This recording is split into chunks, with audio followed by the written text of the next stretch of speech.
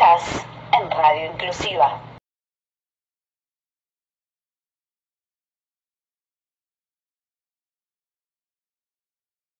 Rapidito ya con el segundo bloque de esta sexta temporada en Tirando Paredes, y vamos a tirar paredes, veremos si volteamos o no alguna, pero vamos a tratar de por lo menos entablar un diálogo cordial, y si tenemos que derribar algún mito o alguna pared también, tirémosla. Jorge Giorno, muchas gracias por estar acá, por acompañarnos, por el compromiso asumido ya hace unos días, y bueno, muy amable. No, al contrario, gracias a ustedes por la invitación. Un placer para nosotros. En años electorales siempre tratamos de que se acerquen todos los dirigentes políticos, así sean, porque por ahí, no sé, usted no iba en este caso a candidato, pero es un dirigente, y los invitamos a todos. Este espacio es muy abierto y gracias por venir. Bueno, la primera pregunta, estábamos acá un poco charlando fuera del área sobre fútbol, el superclásico que se viene en cancha de River y el tema de los trapitos, ¿no? ¿Cuál es su opinión sobre eso y cómo se puede tratar de acá a futuro? Porque vemos que todavía están, y en algunos casos o en muchos se abusan de lo que están cobrando. No solo se abusan, sino que son violentos, que ese es el otro problema. Lo que hemos visto en los últimos tiempos es que hay mucho grado de agresividad en las personas que están ocupando ilegalmente la vía pública en esa actividad. La verdad que es una situación compleja porque hoy está tipificado como una contravención, y como pena lo único que hay estipulado es, a través de la legislación, es una multa a estas personas, que se hace además muy difícil de cobrar. Claro.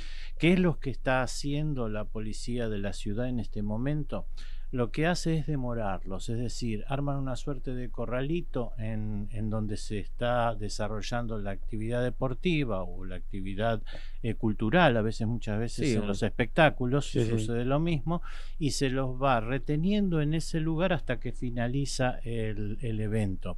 No es una detención oficial, no está demorado, no están detenidos.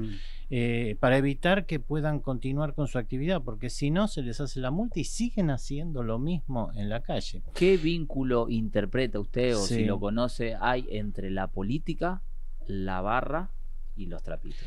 Más que la política, yo a veces hablaría de la policía. A veces tenemos una connivencia entre las autoridades de los clubes, entre la propia policía que mira para otro lado y lo que es las barras bravas y las hinchadas. Pero la policía en este caso, en el ámbito de Cava, pertenece al gobierno de la ciudad. Sí, por supuesto, y por eso es que nosotros reclamamos el cambio de la legislación.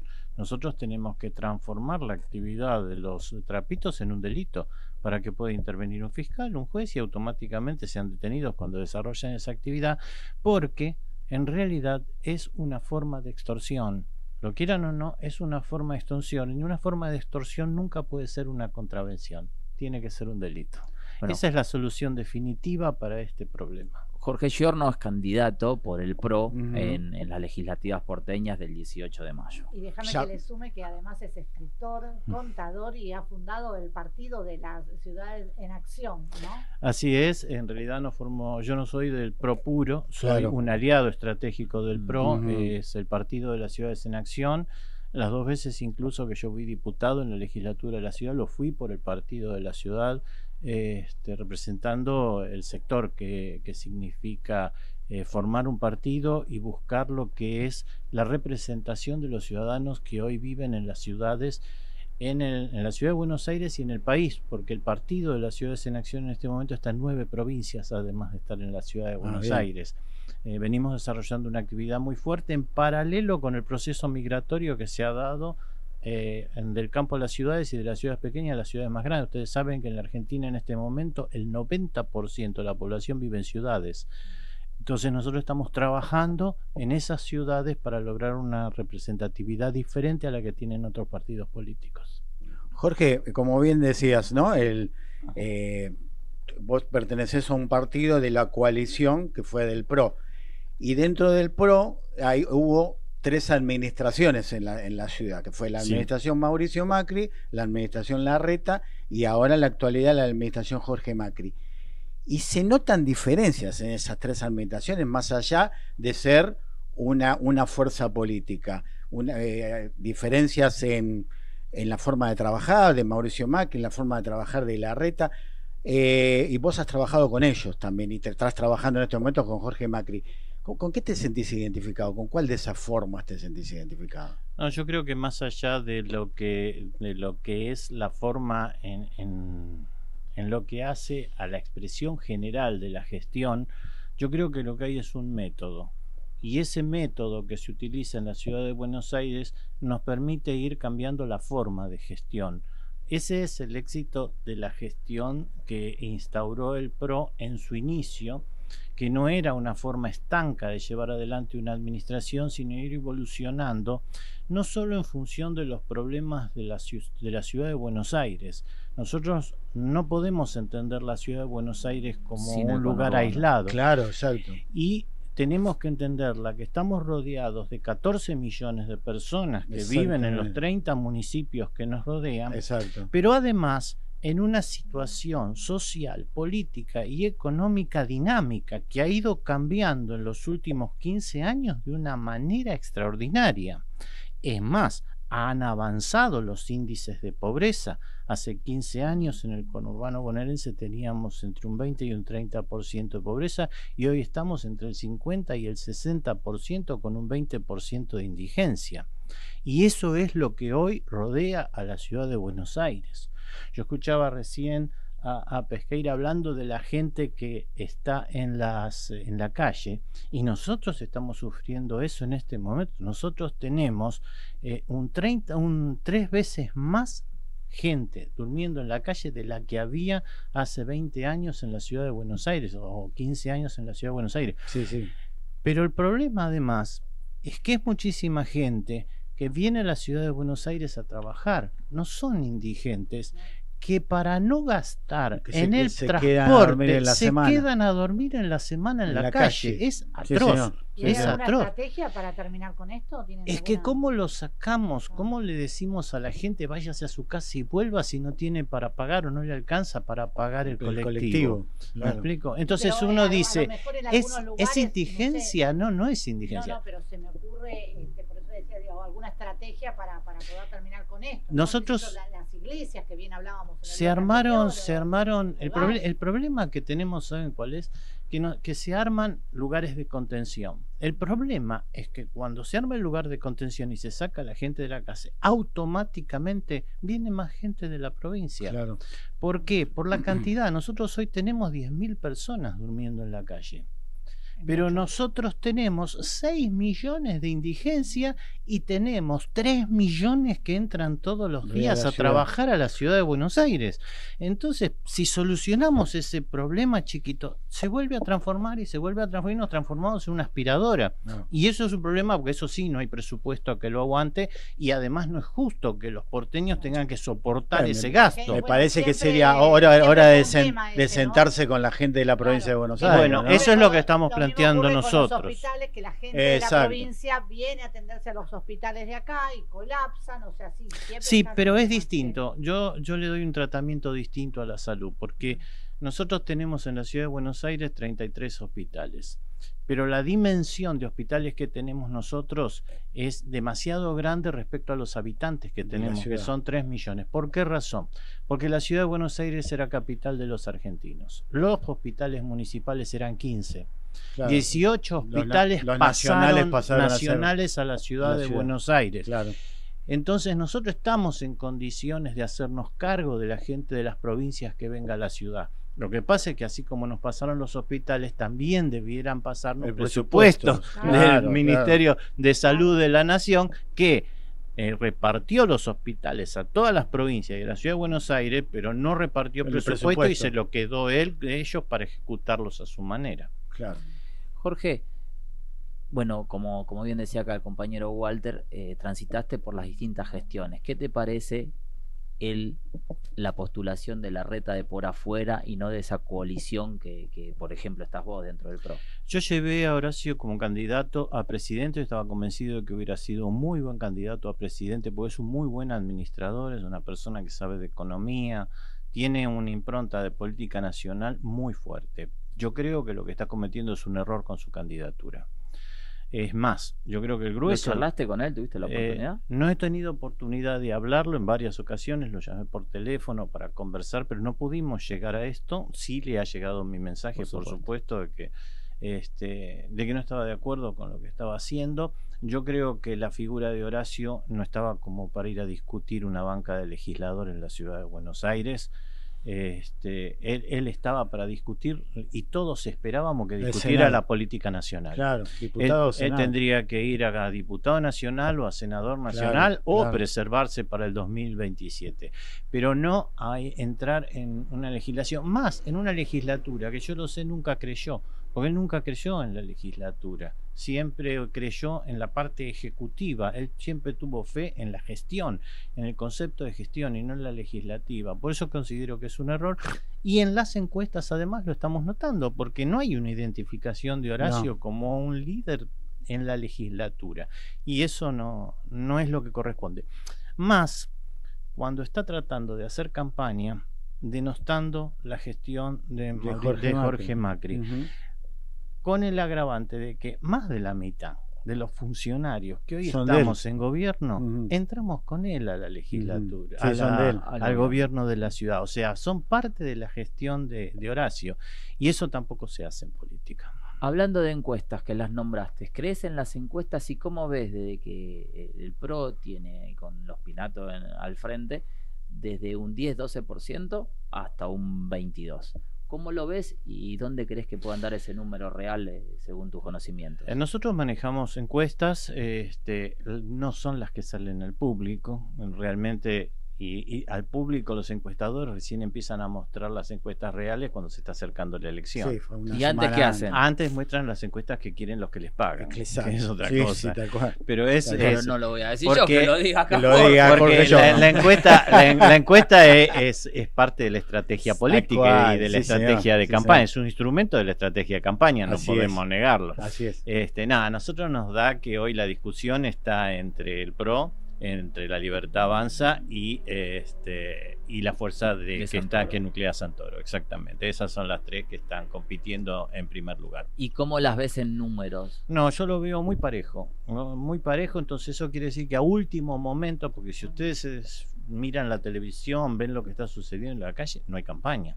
O sea, prácticamente encima esta semana se suspendió todo por bastante lo del Papa Francisco. Muy austera, va a ser mucho en los medios y va a ser en las redes, se va a trabajar mucho en las redes y tratar de llegar a la gente a través de las redes. Y lo que hay que pensar es que esta es una elección que se va a definir en la última semana, en los últimos 10 días. Es lo que viene sucediendo en la política. Hay un descreimiento tal de la política que la gente se preocupa por quién va a votar 10 o 12 días antes de la elección, no antes. Entonces, ¿qué sería una buena elección para el PRO? No, hoy para nosotros una buena elección, por supuesto, sería salir primero. ¿Con cuántos puntos? Estar alrededor de 30 puntos. Nosotros lo que vemos es que la fuerza de Santoro, si bien mantiene su caudal, tiene un techo en la ciudad de Buenos Aires, por que puede ser el 30%, que es entre el 20 y el 30%, exactamente. El techo del 30%. Es el techo del 30%, un piso del 20%, sí, por supuesto. Más o menos. Hay que ver cuánto le resta la lista de Marra. No, la de Abal Medina. La de Abal Medina, porque ahí se fue el movimiento Evita y la gente de Grabois. Exactamente. Que eso era una fuerza importante el de Frente movilización. Evita tiene un montón de gente de movilización. Exactamente. Tiene mucho movimiento en la 8, en la Comuna 8. El movimiento Evita mueve. Y ellos están atrás de la candidatura de Juan Manuel Abal Medina.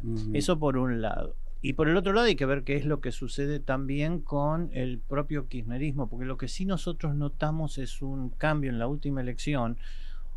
No fue el PRO el que perdió más votos en la ciudad de Buenos Aires, más votantes en la ciudad de Buenos Aires en función de la Libertad Avanza, sino que fue el propio kirchnerismo, gente de la Cámpora, chicos contestatarios de la Cámpora que pasaron a ser contestatarios con Milei, por el modo de Milei, me explico, más allá de las ideas.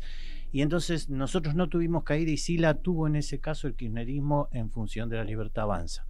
Pero hay que ver si esa gente que pasó a la Libertad Avanza la contiene Adorni o la contiene Marra. O la contiene Marra.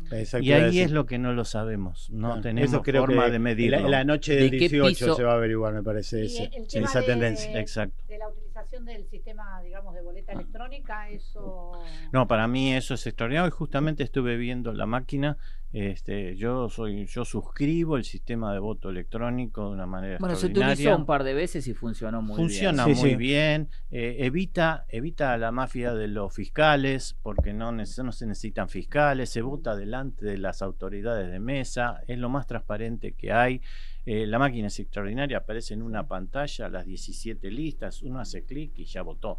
Le imprime la boleta, se coloca en una urna y después se hace el conteo con la misma máquina, con el chip que tiene la boleta.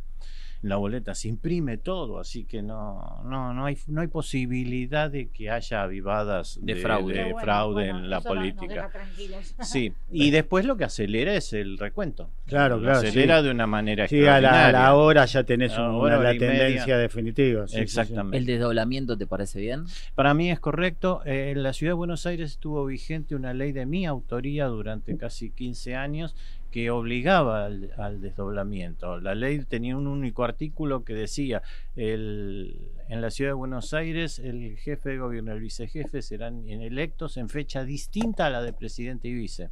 Y en caso de legisladores distinta a la de diputados nacionales. Creo que es la única forma en que la política nacional la discusión de la política nacional no arrastre a la discusión local, el famoso cuelgue atrás de un candidato.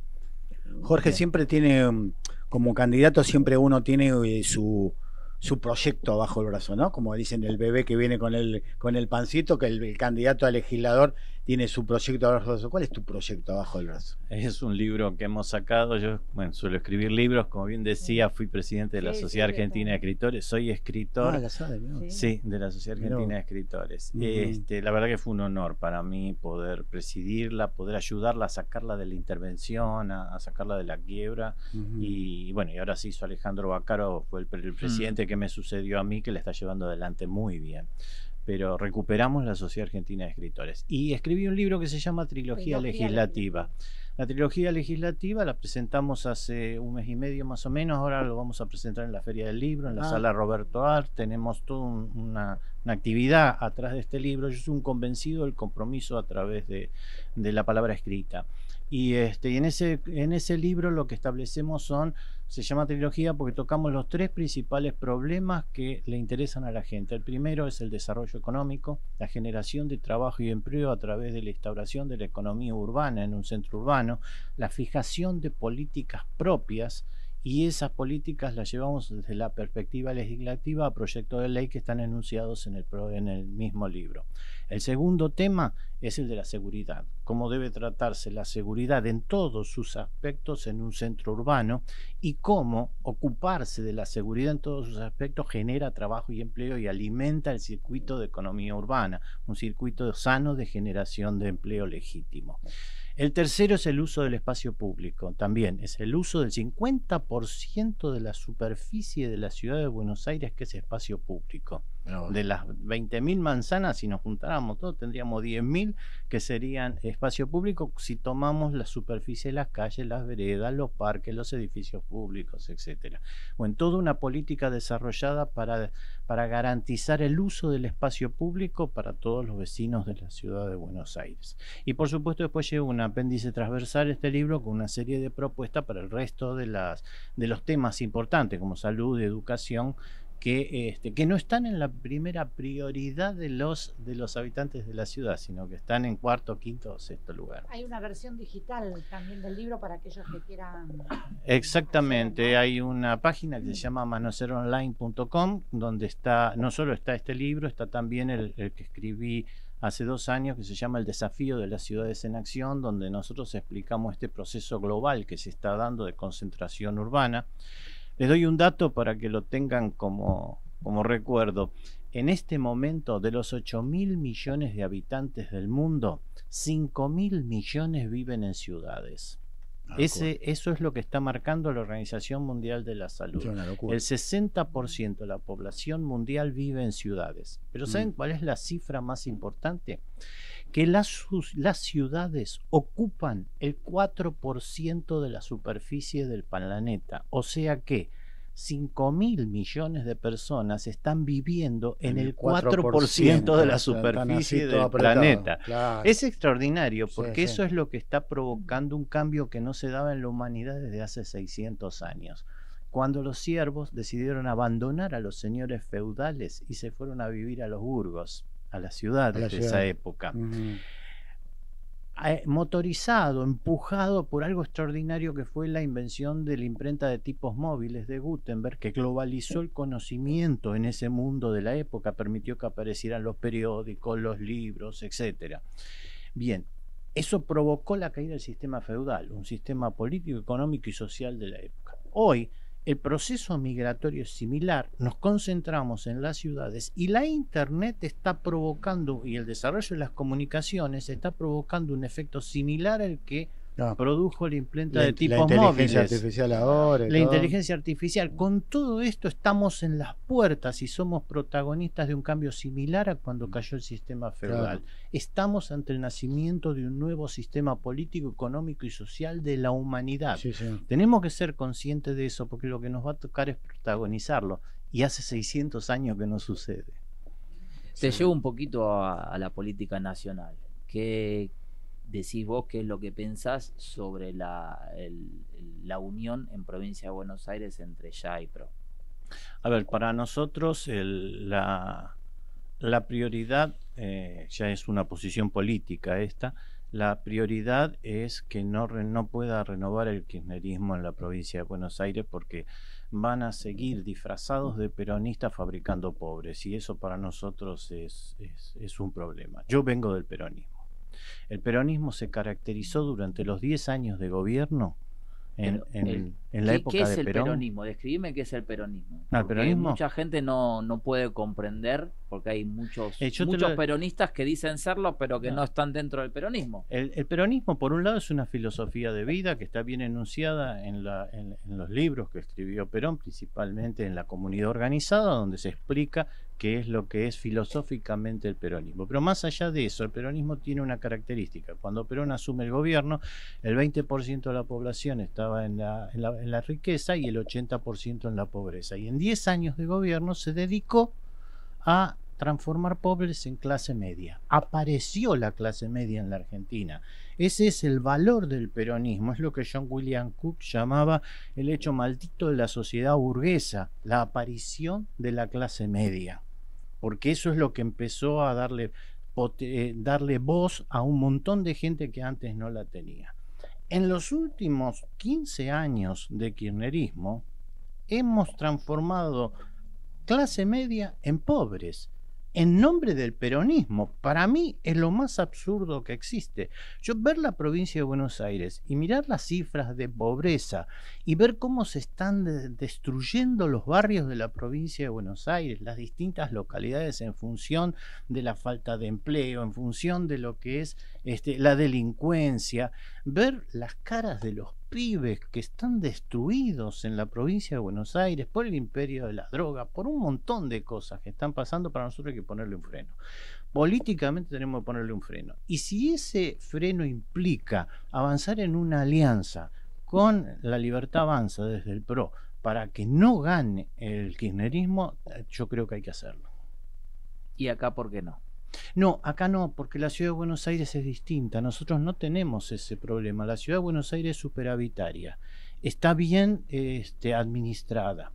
El efecto motosierra que trataron de mostrar dentro de la ciudad de Buenos Aires con presentación de proyectos para, por ejemplo, privatizar las sociedades que pertenecen a la ciudad de Buenos Aires, como AUSA, son una locura. Es fundamentalismo ideológico de decir el Estado no puede ser dueño de empresas. Pero a ver, AUSA, en su constitución, el 40% del producido de la recaudación de las autopistas se utiliza en obra pública en la ciudad de Buenos Aires. Ellos han construido con esos fondos todos los pasos bajo nivel que vimos en la ciudad de Buenos Aires. Financiaron parte de la construcción del Paseo del Bajo. Si nosotros privatizamos AUSA, esa plata se la llevan los privados Y la ciudad de Buenos Aires se ve condenada a pagar más impuestos para poder compensar para poder continuar con esa obra. Fíjense cómo ustedes, desde el fundamentalismo ideológico, nos están llevando a hacer lo contrario de lo que predican. Es decir, están haciendo lo mismo que hace el kirchnerismo. Yo en eso soy muy crítico a La Libertad Avanza. Para mí es kirchnerismo de derecha.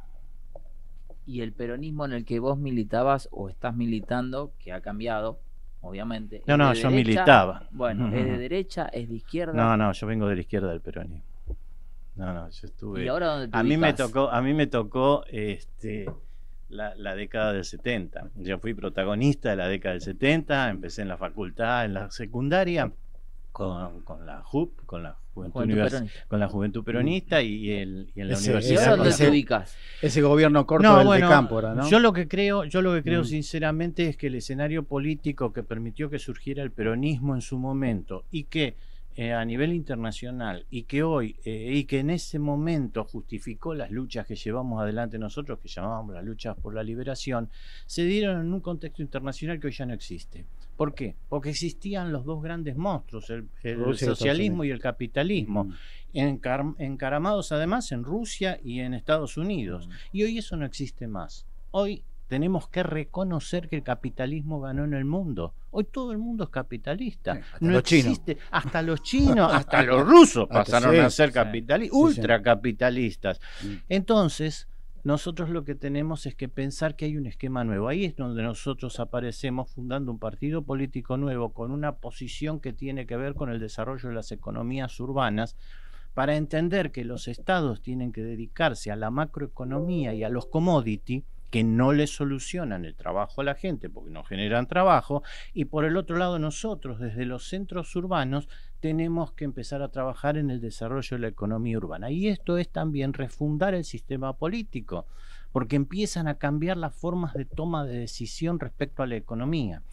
Y esto es hablar de un nuevo sistema político para el siglo XXI. Entonces que no tiene nada que ver. Ningún lado.